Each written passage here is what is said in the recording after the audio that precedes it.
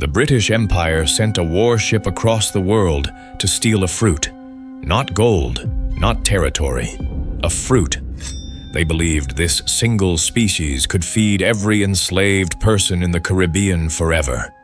One tree producing hundreds of fruits for 50 years. Free calories for the human beings they owned. The mission caused the most famous mutiny in naval history. And when the fruit finally arrived, the enslaved refused to eat it for 40 years. Why would starving people reject food? That question will haunt this entire story. And the answer reveals something about resistance that no history book teaches. This is breadfruit, the tree that could end hunger, the tree that carries the weight of empire in its flesh. Welcome to Nature's Blacklist. To understand why the British Empire mobilized naval resources for a fruit, you need to understand the economics of human trafficking in the 18th century Caribbean. Sugar plantations were money machines, the most profitable enterprise the world had ever seen. But machines need fuel. The fuel for sugar plantations was human labor. Enslaved Africans worked those fields, died in those fields, and needed to be fed just enough to keep working. Importing food from North America cut into profits. Every barrel of flour shipped across the Atlantic was money bleeding from the ledger. Plantation owners wanted cheap, local, endless calories requiring almost no investment. Then Captain James Cook returned from Tahiti.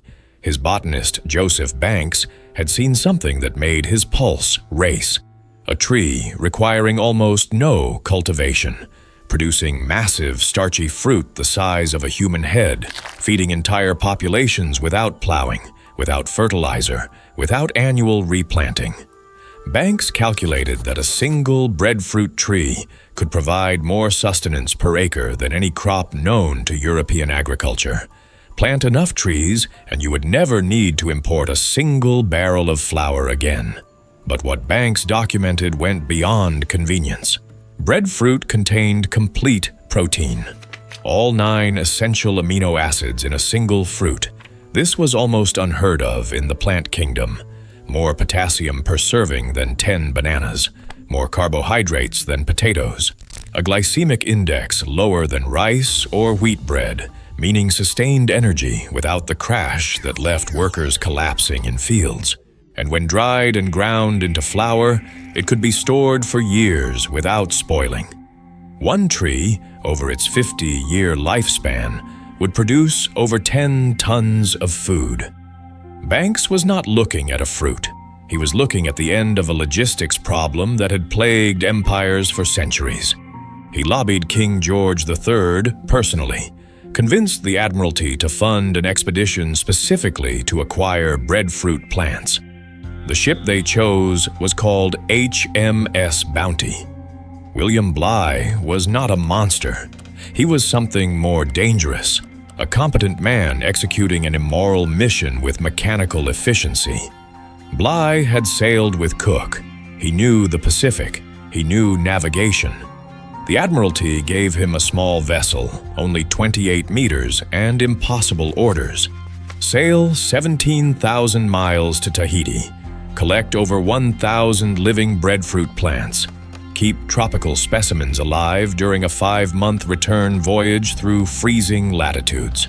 To accomplish this, they converted the ship's great cabin into a floating greenhouse. The Bounty was redesigned so that plants would have better quarters than men. Sailors slept in cramped darkness, while 1,000 breadfruit saplings basked in sunlight. The Bounty reached Tahiti in October 1788. Then everything changed. The breadfruit was not ready for transplanting. Botanists needed months to prepare the specimens. So the crew waited. 5 months on an island that felt like paradise after years at sea. Picture what those men experienced. English sailors conditioned to salt pork, scurvy, floggings, rigid hierarchy, sleeping in shifts in spaces too cramped to stand. Suddenly immersed in warm water, fresh fruit falling from trees, people who smiled without fear. Many formed relationships with Tahitian women. some married. They learned names, built routines, felt something they had not felt in years: belonging. The Polynesians had cultivated breadfruit for 3,000 years. When they set out in wooden canoes across the largest ocean on Earth, breadfruit saplings came with them. It was their insurance policy against the unknown. The sailors saw this, understood that breadfruit was sacred here, and understood that when they took those plants, they were extracting something that held civilizations together. In April 1789, the great cabin was finally loaded. Over 1,000 plants packed into every available space. Time to leave. Now picture the return voyage. The same men who had lived 5 months in abundance, who had families now, who had tasted what life could be, crammed back into a vessel where botanical cargo had priority over human comfort. Fresh water, rationed carefully among the crew, flowed freely to the plants. Men with cracked lips watched vegetation being irrigated. This was not Bligh's cruelty. These were Admiralty orders, but orders can break men. The contrast was unbearable. 5 months of warmth, then back to the cold mathematics of empire. Wives left on shore, children they would never see. And for what? So plantation owners could save money on flour. The tension was not a spark. It was a slow fire that had been burning since the moment they weighed anchor. So here is the question that should be forming in your mind. If breadfruit is everything Joseph Banks documented, complete protein, 10 tons per tree, 50 years of production, why is it not everywhere today? Why is it not the potato of the tropics? The answer has nothing to do with the mutiny you think you know. It has everything to do with what happened after. 23 days out of Tahiti, April 28th, before dawn. Fletcher Christian leads armed men to Bligh's cabin. They drag him on deck in his nightshirt, put him and 18 loyal sailors into a 23-foot launch with minimal provisions. Then they faced a decision about the breadfruit. 1,000 plants, carefully nurtured for months. They threw them overboard. Every single one. This was not practical, not strategic. It was emotional. The plants represented everything they were rebelling against, a mission that treated them as less valuable than vegetation. The breadfruit went into the Pacific. Bligh survived, navigated 3,600 miles to Timor, one of the greatest feats of seamanship in history, returned to England as a hero, and the Empire sent him back. In 1791, William Bligh sailed again. 2 ships this time. More men, more security. He completed the mission. In 1793, over 2,000 breadfruit trees arrived in Jamaica and St. Vincent. And this is where the story everyone knows ends, and the story no one tells begins. The enslaved refused to eat it. Let that land. These were people who had no legal power over their own bodies. Bought, sold, beaten, separated from families, worked to death, who could be executed for resisting in almost any other way. And they refused this. Not through rebellion, not through violence, through the only form of resistance left to them: rejection. Imagine being handed a pale, boiled mass of unfamiliar starch. No seasoning, no preparation you recognize. Just calories, fuel. The message clear without words. This is what we calculated you are worth. The breadfruit represented something specific. It was not simply unfamiliar food. It was the physical manifestation of a calculation their owners had made. Crossing an ocean, causing a mutiny, sending a second expedition, to find a cheaper way to keep them alive. Not a better way, not a more humane way, a cheaper way. The breadfruit was never about feeding people.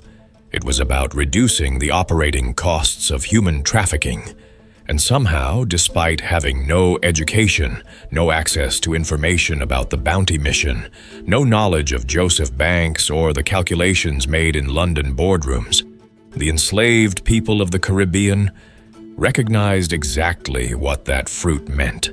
They understood what it represented before they ever tasted it. They chose hunger over accepting this particular form of efficiency. Food is never just food. It carries meaning.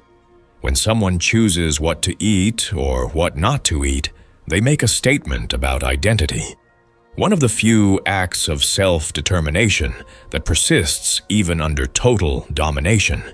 The enslaved people of the Caribbean had been stripped of their languages, their religions suppressed, family structures destroyed, names erased.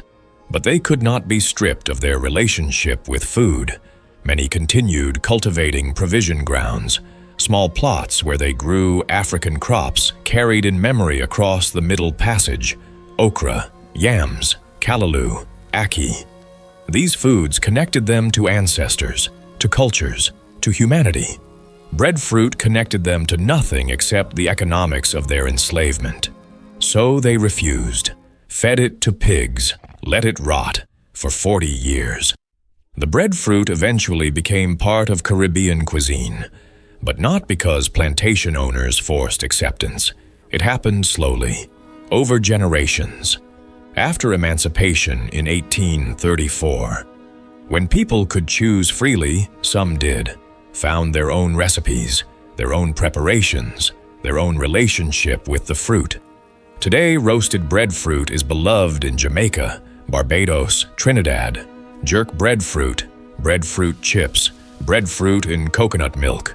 Cooks across the Caribbean have transformed it into something that belongs to them. But the scars of its introduction remain in cultural memory.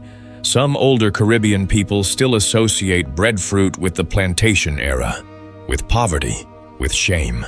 A fruit that could have been a gift became a weapon. Not because of anything inherent in the fruit itself, but because of the hands that delivered it.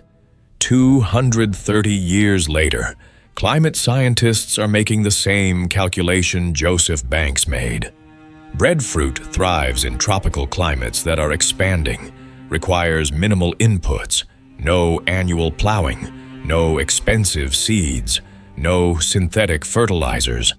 The same complete protein Banks documented, the same 50-year productivity, the same mathematics that made an empire send warships. None of that has changed.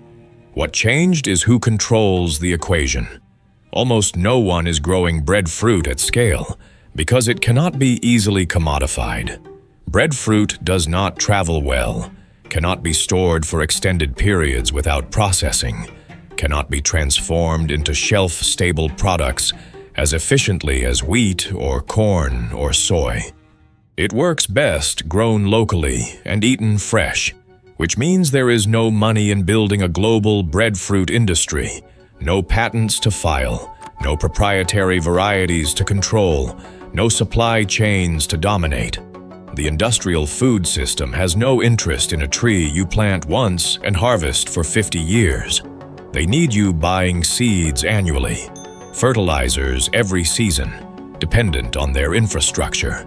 Breadfruit breaks that model. You have seen this pattern before. They will engineer drought-resistant GMO corn requiring their pesticides, rather than promote a tree producing food in tropical climates for 3,000 years without any inputs at all. Perennial abundance cannot be controlled, so it gets erased, rebranded, ignored.